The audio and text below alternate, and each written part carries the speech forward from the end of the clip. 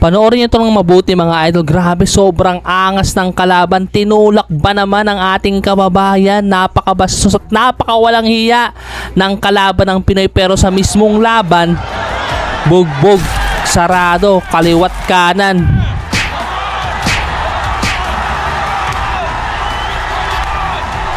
Tanggal ang yabang ng kalaban. Aray ko, lakas. Isa pa. So, ito po pala ang ating kababayan na nagmula pa sa probinsya ng Davao. So, ito si Romeo Dinoy Jerusalem. At ang makakalaban dito ng Pinoy ang maangas na Canadian fighter, isang undefeated na si Steve Claget, mga idol, no? Sa kasalukuyan may kartada si Steve ng Canadian boxer na 11 wins, 0 loss, 1 draw with 6 knockouts. Samantalang ating kababayan yung naka-red gloves, yan po yung Pinoy, 10 wins, 4 losses, 1 draw with 4 knockouts. Kaya naman panoorin natin at kung paano nagpakitang gilas ang ating kababayan sa mismong baluarte, dahil ganap lang dito yan sa Pilipinas, mga idol, no? Grabe.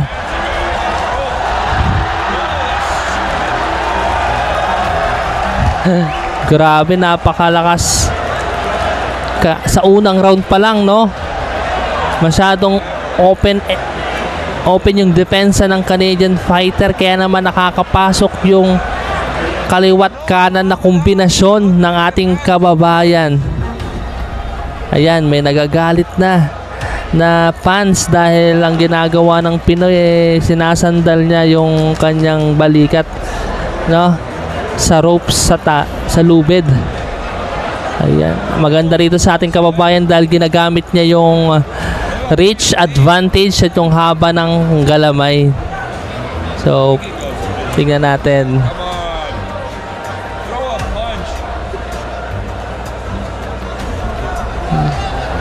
Grabe, tignan nyo mga idol, tinulak ba naman yung ating kababayan, no? Pero sa mismong laban, talaga namang kaliwat kanan binigyan ng leksyon ni kabayan. Round 1 pa lang to mga idol. Kaya naman, huwag kayong kukurap. Panoorin nyo ng buo paano binigyan ng leksyon ni kabayan to mga idol. Hindi niya akalain na isang undefeated, no?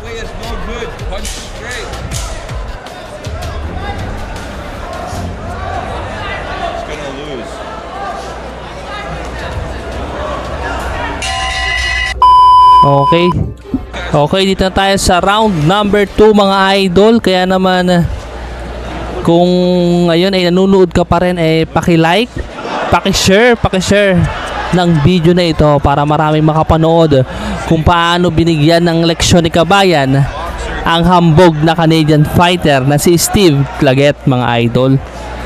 Wag po alalahanin nyo mga idol, isa pong undefeated fighter ang kalaban dito ng Pinoy. Kaya naman hindi basta-bastang boksingero ang makakalaban dito ni Romeo Jerusalem. Sino mga taga Davao dyan, paki-comment para naman napapanood to ng mga taga Davao. At kung taga saan kayo mga idol, comment mo na rin. Maraming salamat.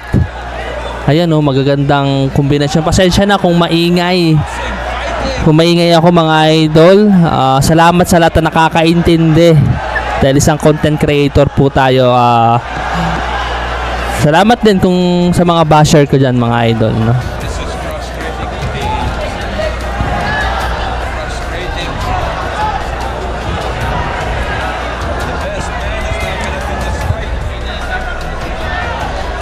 Ganda ng may body shot doon.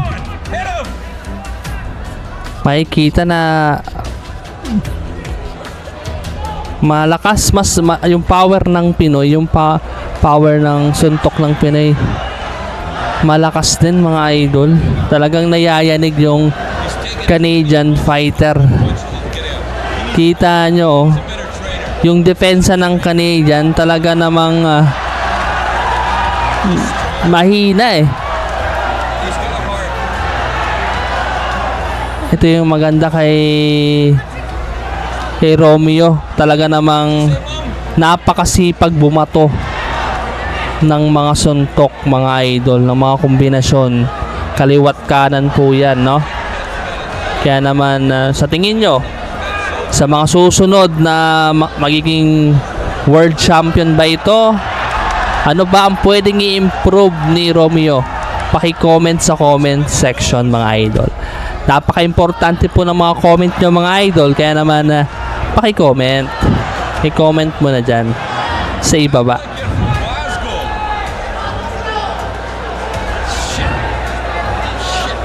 Eto.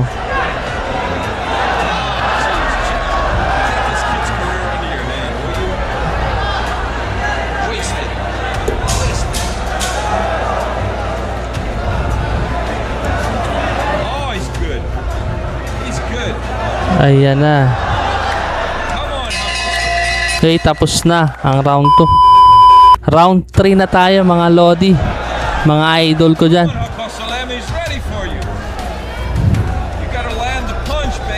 Kita nyo naman kung paano sa weigh-in tinulak-tulak ang ating kababayan, no? Grabe, napakabastos ng kalaban ng Pinoy. Pwede naman na salitaan lang, pero bakit naman tinulak pa? Ito yung masakit para sa akin, no, na binabastos ang ating mga kababayan. Yung walang respeto, lalo na balwarte ito. Balwarte ito ng Pinoy, mga idol. Balwarte natin to. Tapos ganoon lang, no? Tinulak-tulak lang, mga idol. Kaya naman tignan natin kung ano ba ang gagawin dito ni Kabayan para mabigyan ng leksyon, no? Ito naman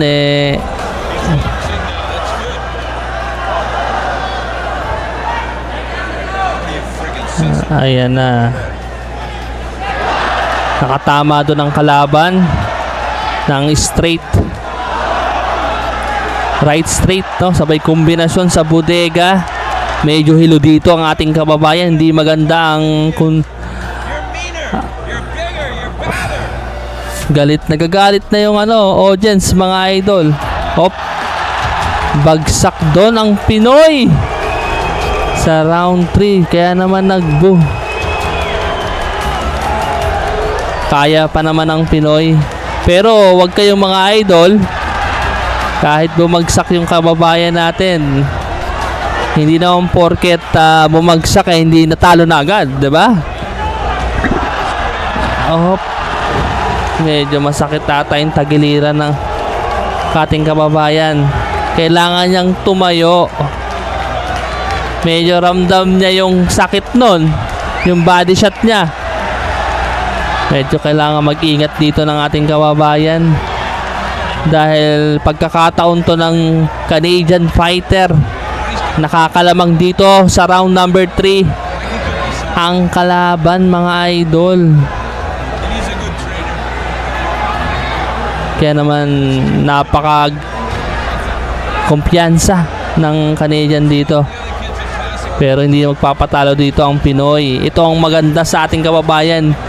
Yung binubugbog muna sa una, pero magkakaroon ng himala, mga idol.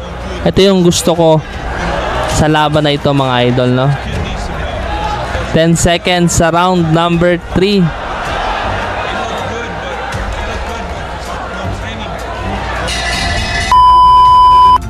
Okay, dito tayo sa round number 4, mga idol.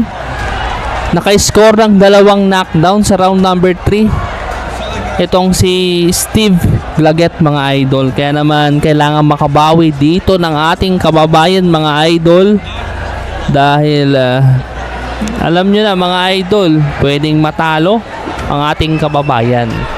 Kaya naman suportahan pa rin natin, manalo matalo ang ating kababayan. Dapat todo suporta tayo sa mga Pinoy fighter na lumalaban, mga idol. Dahil hindi biro ang pagtitraining niyan. Kita nyo naman.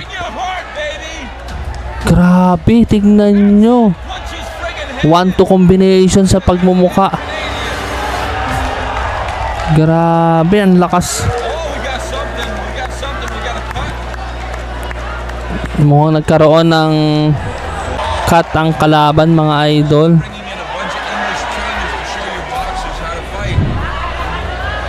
Oo, kita nyo naman, bumawi dito ang ating kababayan. Ginamit yung reach advantage. Yan dapat ang ginawa mo nung una mga idol. Mahina na ang Canadian fighter, kaya naman todo suporta tayo mga idol dahil duguan na po ang pagmumukha ng Canadian mga idol.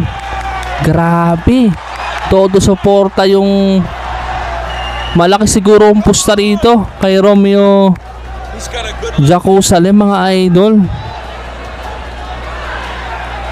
Kita nyo naman yung determinasyon, yung fighting spirit, no? Na tinatawag natin, no? Nandito kay Romeo Jerusalem Jr. Grabe yun. Ibang klase yung puso kung lumaban ang Pinoy. Kaya naman groggy na dito ang kalaban mga idol. Tingnan natin kung makakabawi pa ang kalaban. Tinotodo na ng Pinoy ang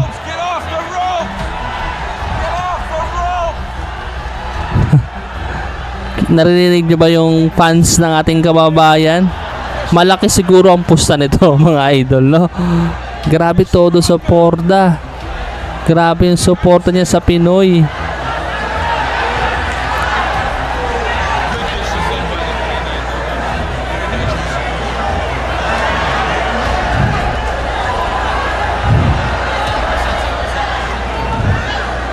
Kung hanggang ngayon nanonood ka pa rin, paki-like at paki-share. I-share mo na tong video mga idol para lagi kang updated sa mga gantong laban. Maraming salamat sa inyo at ingat. Ingat kayo palagi. So dito na tayo sa round number 5 mga idol. Kaya huwag kayong kukurap sa mga gagawin pa dito ng ating kababayan dahil hindi pa tapos ang laban kahit naka-score na ng 2 knockdown sa round number 3 itong si Canadian fighter na si Steve Claggett mga idol dahil undefeated po ang kalaban dito ng Pinoy. Dapat gamitin dito ni Romeo ang reach advantage niya sa laban na to mga idol.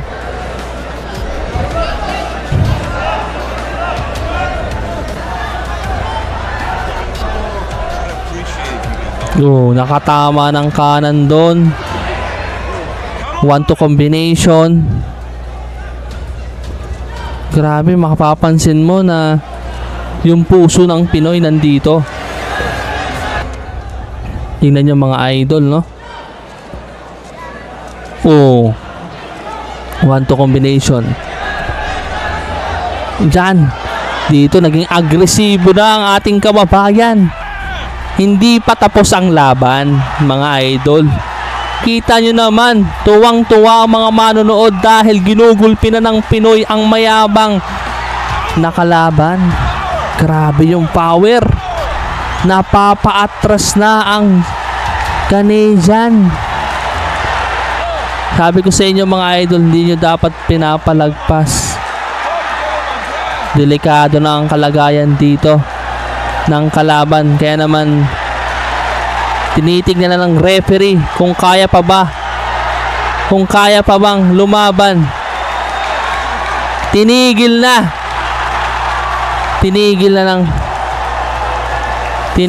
ng referee ang laban. Panalo po ang Pinoy via technical knockout mga idol. Tinigil na. Kaya congratulations dito kay Romeo Jerusalem via knockout. Congratulations idol, panalo siya. No, hindi biro yung ginawa niya. Makikingi ng like at share, paki-share ng video na ito.